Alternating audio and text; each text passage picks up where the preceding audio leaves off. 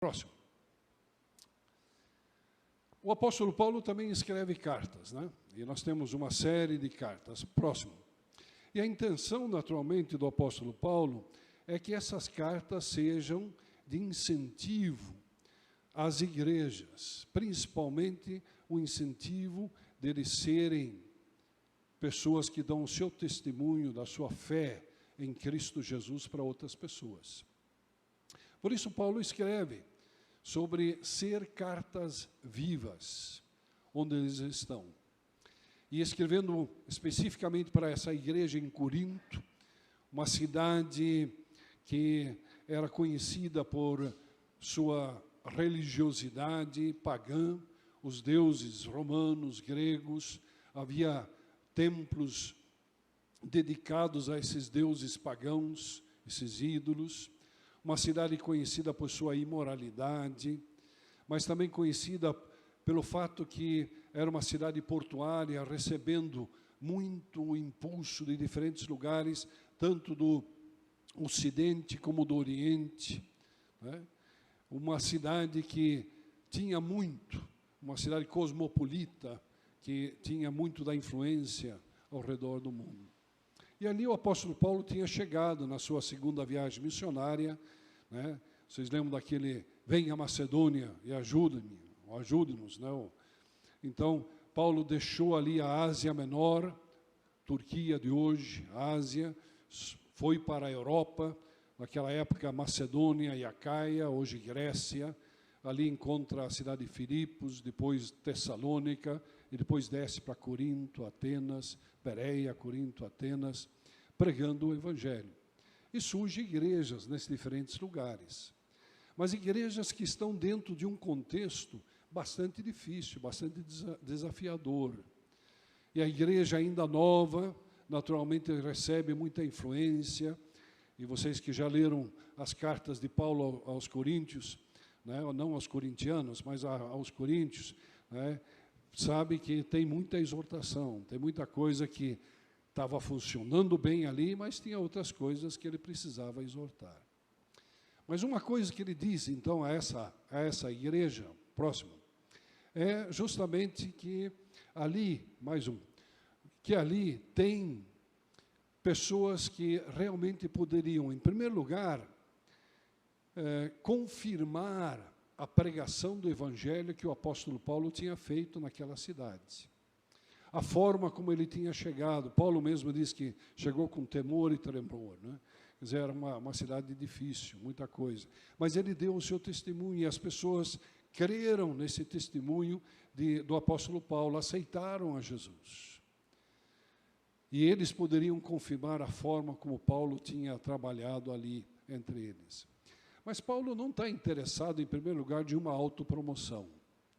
Não é assim que Paulo está dizendo, olha, conta, por favor, para todo mundo como eu sou bom, né? Ou como eu sou santo, piedoso, como eu sou um excelente pregador. Não é isso que Paulo está dizendo, quando ele está pensando nessa recomendação deles. O que Paulo quer, na verdade, é que eles sigam o seu exemplo. O exemplo que ele tem sido de ser uma carta aberta que as pessoas podiam ler e ver a Cristo Jesus na sua vida. E esse incentivo que ele dá, então, para a igreja ali, é justamente que não desanimem, não se deixem, de alguma forma, influenciar pela sociedade, que quem sabe, tenta esconder, ou tenta se opor, ou tenta, de alguma forma, menosprezar aquilo que vocês estão fazendo, aquilo que vocês estão pregando, testemunhando. Mas sejam cartas abertas, sejam cartas vivas de Cristo, é a expressão que ele usa. Quer dizer, não cartas vivas de Paulo, mas cartas vivas de Cristo, onde vocês estão. Próximo.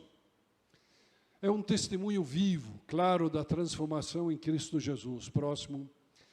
E é justamente nessa coerência entre a profissão de fé, aquilo que eles dizem que creem, e a sua vida diária, né? Não só o seu louvor quando eles estão juntos, mas a sua vida diária no dia a dia, né? Diária é dia a dia, né? só para ficar bem claro, né? Com as pessoas, no meio da sociedade. É esse testemunho. Quando as pessoas veem, através das ações, das palavras, das reações, eu costumo falar sobre isso, né? Muitas vezes, quando nós somos pegos de surpresa e reagimos, aí sim que se nota aquilo que a gente tem dentro de si, né? Às vezes é difícil. No trânsito, por exemplo, né, a gente fica meio assim e tal, e senta na buzina, né? Então, coisas assim. Mas essa reação, na aplicação concreta e diária da nova vida em Cristo, que é demonstrada. Próximo. Nós temos esse elogio de Paulo também, quando ele escreve aos Tessalonicenses. E é interessante porque são igrejas novas, têm poucos meses de existência, quem sabe 1 ano, 1 ano e meio, 2 anos. Igrejas que recém saíram, né, pessoas que recém saíram da sua fé idólatra nos deuses pagãos, estão começando a entender o que é o Evangelho de Jesus Cristo, mas já estão dando um forte testemunho. Aqui Paulo escreve em 1 Tessalonicenses 1, lembramos continuamente diante do nosso Deus e Pai o que vocês têm demonstrado. Eu já preguei sobre esse texto uma vez aqui, não sei se lembram. Mas o que vocês têm demonstrado? O trabalho que resulta da fé. O esforço motivado pelo amor e a perseverança proveniente da esperança em nosso Senhor Jesus Cristo. Já ouviram esse trinômio alguma vez? Fé, esperança e amor? Em vários textos de Paulo, por exemplo, 1 Coríntios também, 13, ele usa essas palavras. E o que Paulo está dizendo? Que são aqueles que de fato se tornaram nossos imitadores e do Senhor, verso 6. Apesar de muito sofrimento, receberam a palavra com alegria que vem do Espírito Santo. E assim, o que aconteceu? Tornaram-se modelo para todos os crentes que estão na Macedônia e na Caia. Eu gostaria que a gente recebesse cartas assim do apóstolo Paulo, né? Que nós, como igreja aqui no Bonfim, que as nossas igrejas aqui no Brasil, no mundo, tenham se tornado modelo para as pessoas ao nosso redor. E isso nós podemos ser, e somos, eu creio que em grande parte, sendo justamente essas cartas vivas de Cristo, que mostram claramente quem Cristo Jesus é. Não tem perigo não, ninguém caiu, né? Foi só, né, um celular ali, que a irmã estava seguindo ali o texto bíblico, né? Então, fiquem tranquilos aí que não tem nada não.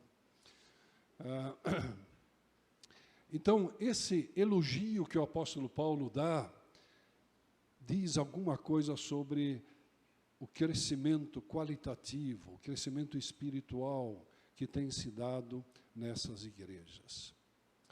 E eu creio que esse tema, justamente, Cartas Vivas de Cristo para o Mundo, é um tema, mais do que um tema, eu diria que é um desejo do Senhor que nós nos tornemos cada vez mais.